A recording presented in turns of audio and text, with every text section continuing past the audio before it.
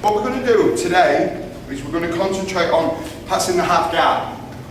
Okay, what I'm going to show you today is my own personal favourite half guard pass.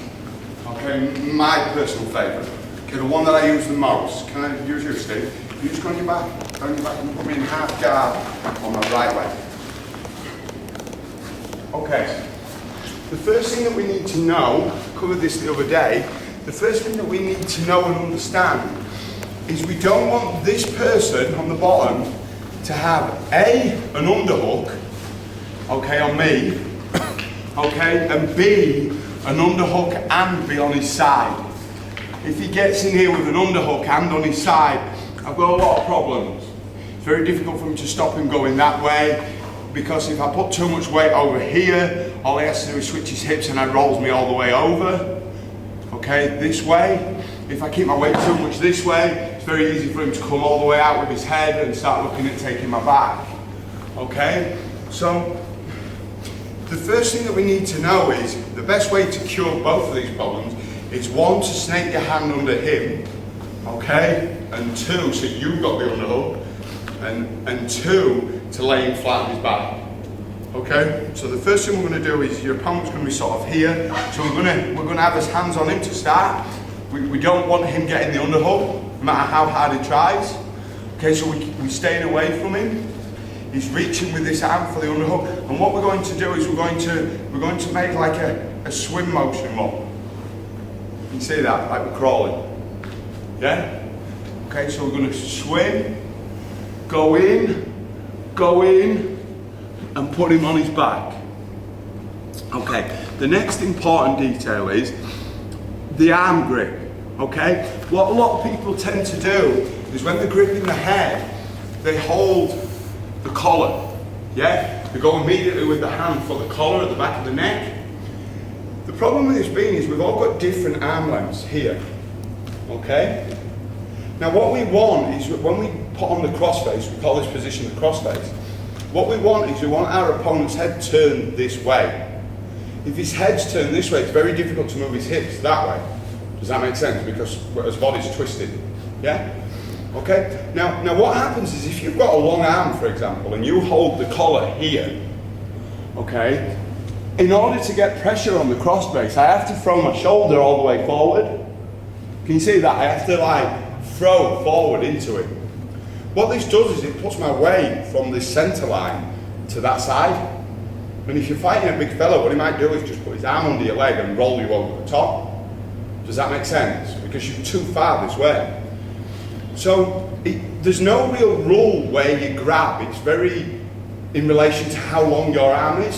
So the best way I can describe it is you always put his side in the crook of your arm. And wherever your hand is, that's where you grab. Does that make sense? So in another way of looking at your point of your elbow always wants to be on the mat. Yeah, when you're holding somebody down. So my hands are on him, he's trying to come up. I swim in, I go in, I get all of his head.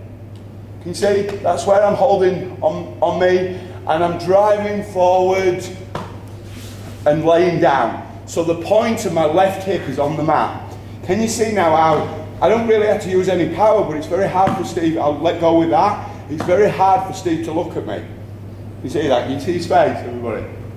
Okay, and what we're going to do is just for now, we're going to put his hands together. And we're going to hold. Now, my chest position wants to be as though somebody's putting a stake through me, and it's going straight through him. The same spot. Can you see that? Same spot there. Another little mistake for you all to look out for, if you imagine this as a clock, and he's 12 o'clock, a lot of people have their legs here pointing at like, 1, 2, 3, 4, 5, 6, 7 or 8 o'clock. Yeah? So a lot of people grab here and this leg's down there. Can you see that? Can you see how my leg's now pointing at 6, 7 o'clock? What this does is it makes me weak in this direction. You see that?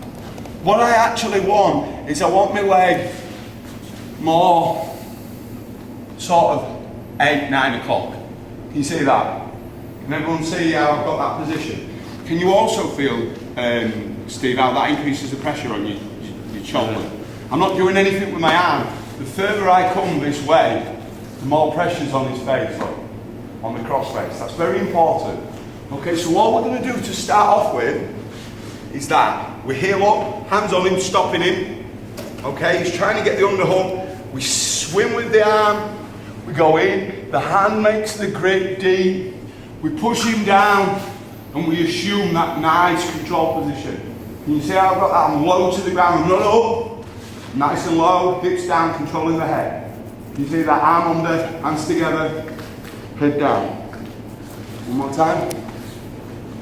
So stop him, swim in, we control, and we move towards about 9 o'clock, 9:30. Nice and controllable. It's very hard. If I ask Steve, I won't really use my hands to do it. If I ask Steve to move now, see that? Come down. Down, solid. Yeah? And if you, can you just hold that position, Steve, where you are? No, just take that leg off. Just don't move, Steve.